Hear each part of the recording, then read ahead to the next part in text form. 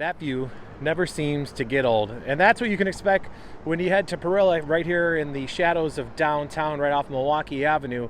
Perilla is a Korean barbecue space. It's amazing. It's full of their culture, artwork, everything all over the walls, and a space in the back patio that's second to none. During the middle of the pandemic, they had to start, along with Sir Chicken. So I'm going to talk to Chef Andy, who's going to give me the rundown on how this whole thing works and how it got started for the Chicago scene. So let's get going.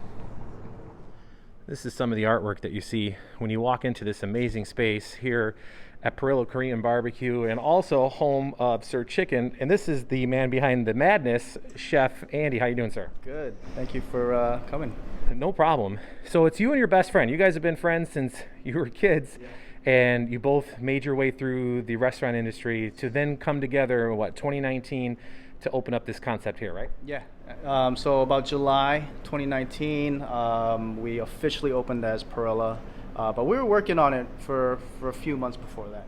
And you don't have to be here for more than a second to realize you guys are full with pride and passion for your culture and why you even started this concept. You know, from the artwork on the walls to the artwork outside. I mean, it's a gorgeous space. So just tell me a little bit about your values with the tradition that you want people to understand when they come for Korean barbecue. Yeah, so we just wanted to share a little bit of our upbringing of our Korean American culture. And so Tom and I are both from America. We were born and raised here, or he was born in Korea, but we spent most of our time in this country.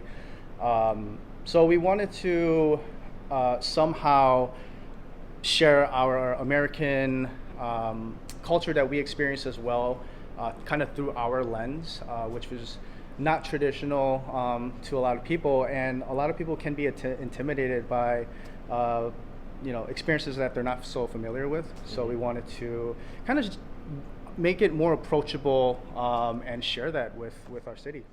Yeah, and I will say this is, I mean, I know the dining room is closed right now, and it's been closed since the pandemic, and you guys have done the carry out, and you've done a magnificent job with the patio outside.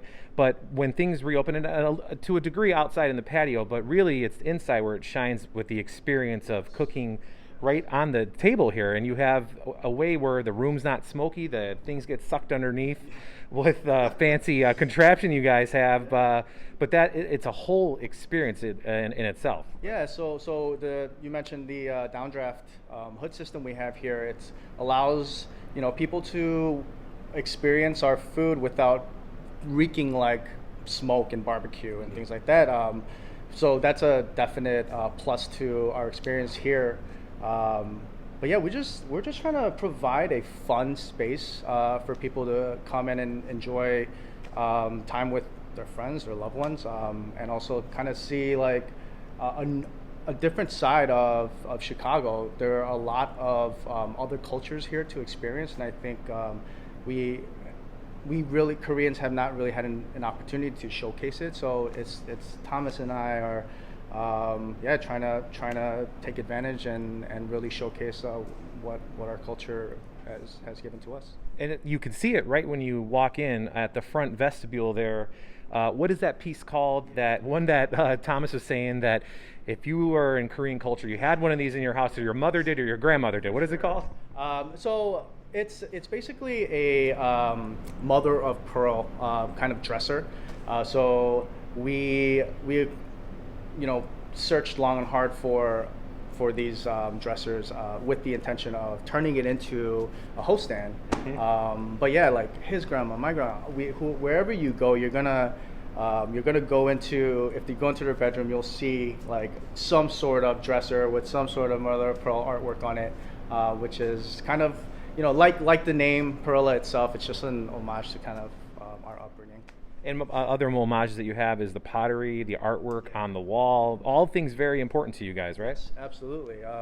The pottery is like, that's where kimchi, which is one of our main foods, it's stored, our sauces. So sauce is a huge thing in Korea, and preservation of food is a huge thing. All those things are stored and buried underneath the ground, and inside of these, they're called konggis in Korean. But they're just they can be small or they can be massive, and yeah, it's just another thing for us to kind of honor our culture and where we come from. And in the middle of 6 months into it, the pandemic hits. You guys shut down for a little bit, and then slowly reopened with the carryout. And you did that magnificent job with the patio that has kind of kept things afloat for you up until you decided, you know what?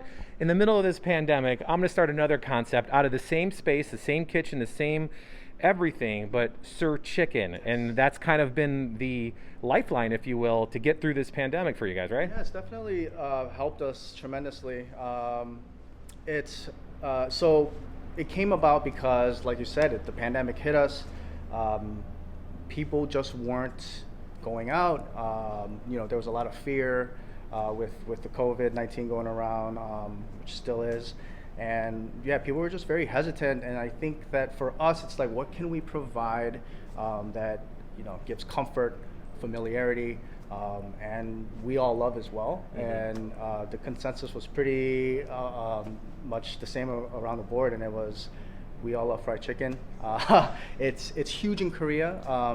Koreans have their own version of it.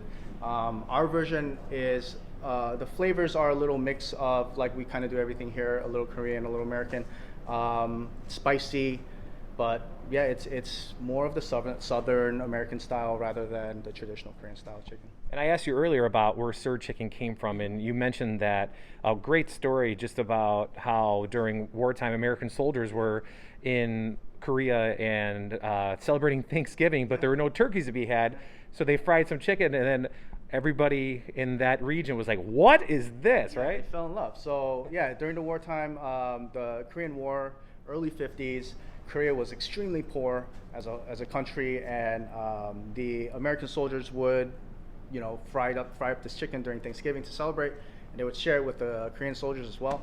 And yeah, it became an immediate obsession. To this day. To this day, yeah. Wow. It's actually bigger than it was back then. Yeah, it keeps growing. And not just in Korea, it's just like, it's worldwide, right? Like, yeah. Like there's KFCs everywhere. Right.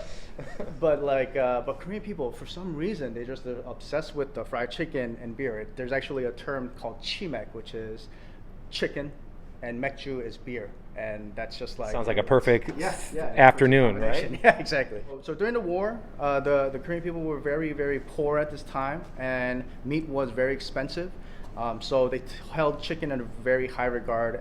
They referred to it as takunim, which is like a sir or honorific kind of title.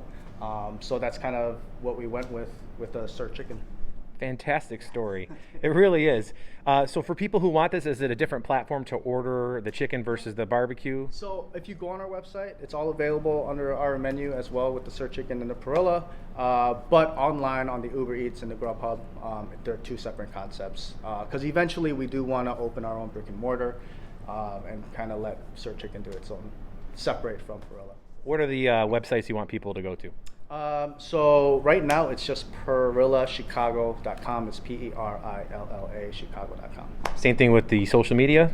Yep, at Perilla Chicago for both Facebook, Instagram, and the Twitter. Chef Andy, thank you very much for taking the time to show me a little bit about your culture. It really was a great pleasure to meet you, and I love the stories that you shared, and I felt like I got to experience what this place will be like once the quarantine lifts. So thank you for that. Absolutely. Thank you so much. All right, take care. You too.